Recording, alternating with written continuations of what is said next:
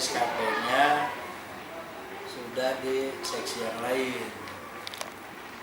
Akhirnya dirombak lagi tuh data, hitung lagi. Kenapa nggak sebelum-sebelumnya aja sih di prosesnya itu?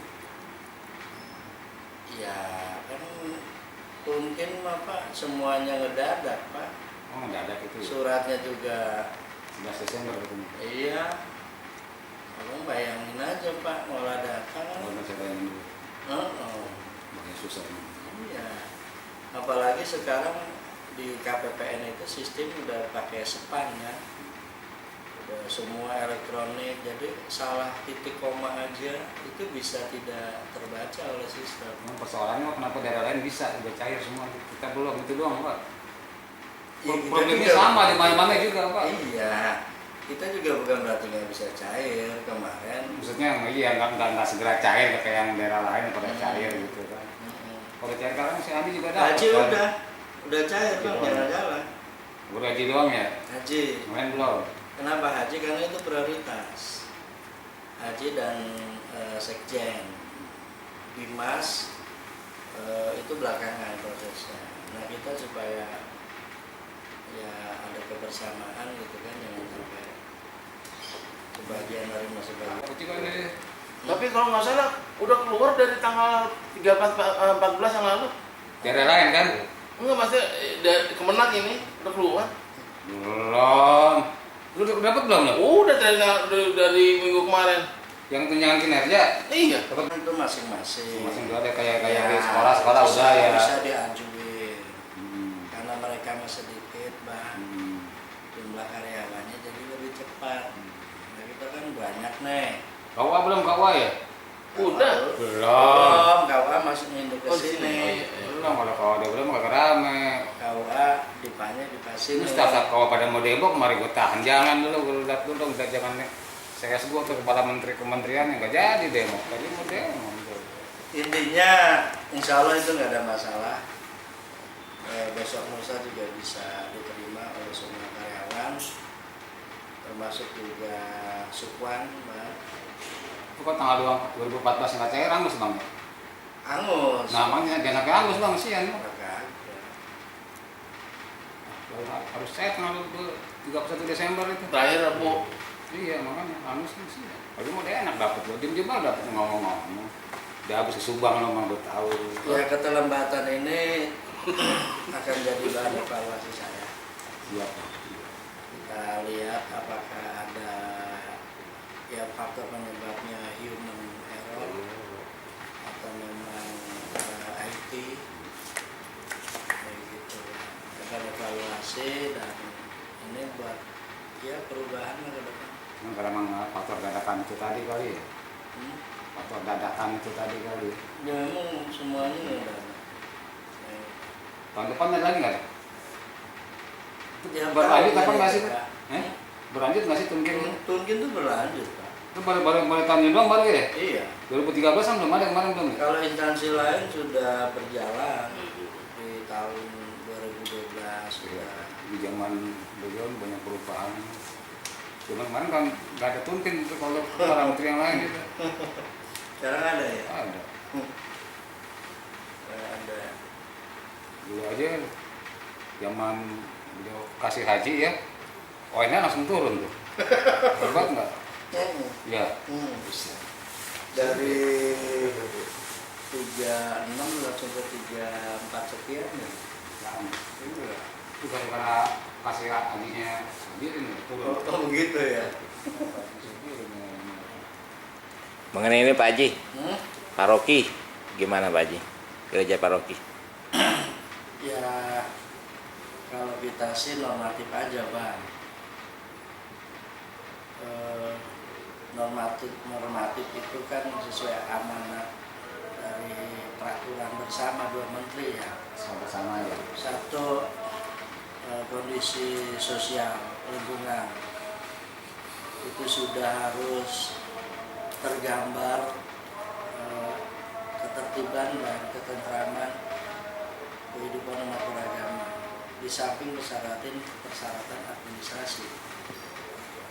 Jadi oke lah persyaratan administrasi misalnya sudah lengkap, tapi kalau kondisi lingkungan belum bisa disimpulkan aman, tentram dan damai, ini harus menjadi pertimbangan kita.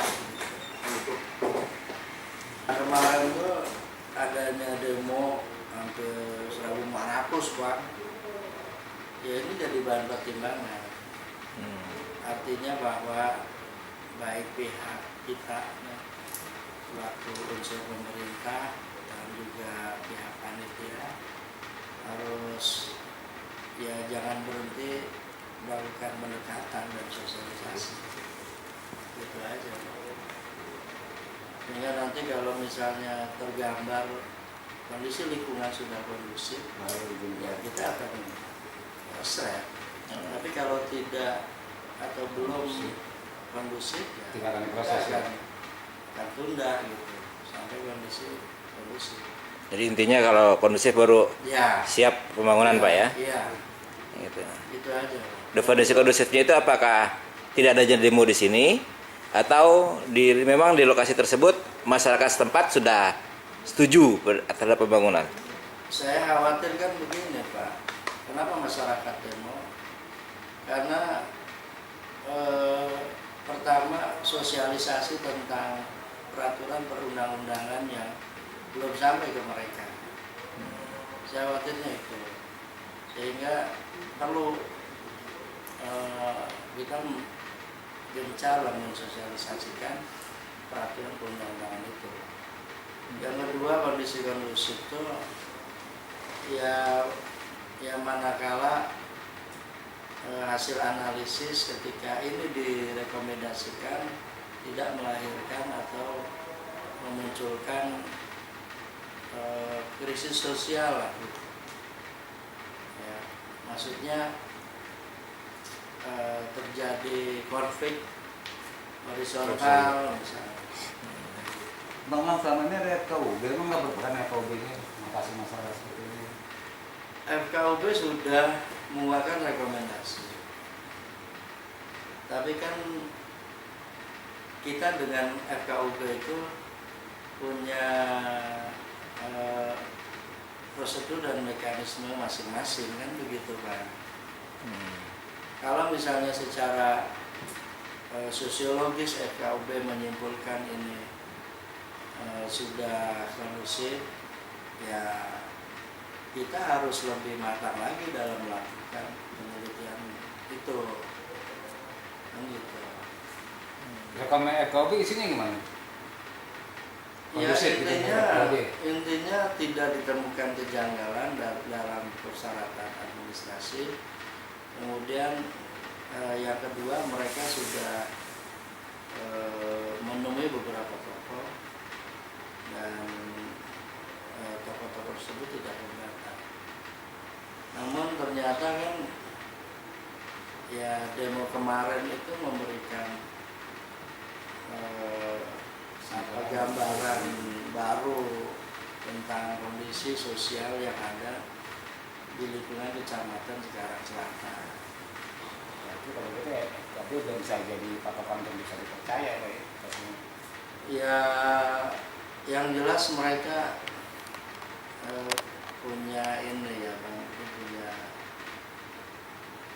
standar lah ya, punya standar tersendiri dan mekanisme tersendiri lah. Begitupun dengan kita. Apalagi Kementerian Agama ini dalam aturan itu fungsinya sebagai pembantu kepala daerah. Pembantu kepala daerah artinya memberikan pertimbangan-pertimbangan kepada pemerintah daerah akan layak atau tidaknya dikeluarkannya IMB untuk rumah ibadah atau agama. Kalau kita lihat kondisi di Depo Cikarang itu kan mayoritas, kalau saya lihat Pak ya, sepertinya non Muslim. Ya, Gitu, itu kan menunjukkan bahwa memang sepertinya mereka membutuhkan sebuah gereja betul. di lingkungan tersebut. Iya. Gitu, sementara kita lihat sendiri kan di situ juga nggak ada gereja. Ya.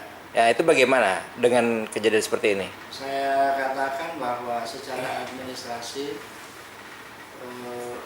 memang tidak ditemukan kejanggalan secara administrasi.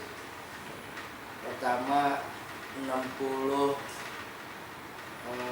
dukungan warga itu juga sudah dilampirkan KTP-nya. Kemudian 90 pengguna itu juga sama, sudah lengkap dengan kartu penduduknya. Lingkungan pun betul bahwa Lipo ini lingkungan yang heterogen. Cuma ya terbukti kemarin kan adanya protes yang keras dan penolakan dari masyarakat lingkungan Lipo juga. Kenapa mereka harus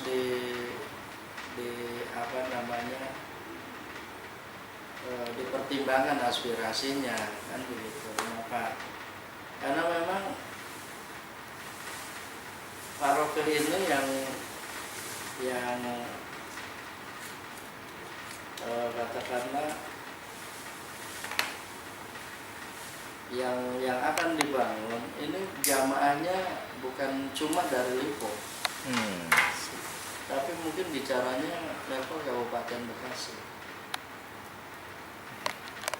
Oh, jadi seluruh jemaat ke paroki sekabupaten berkumpul di Lipo dalam melakukan ibadahnya gitu. Kalau sekitar Lipo mungkin nggak sampai 400.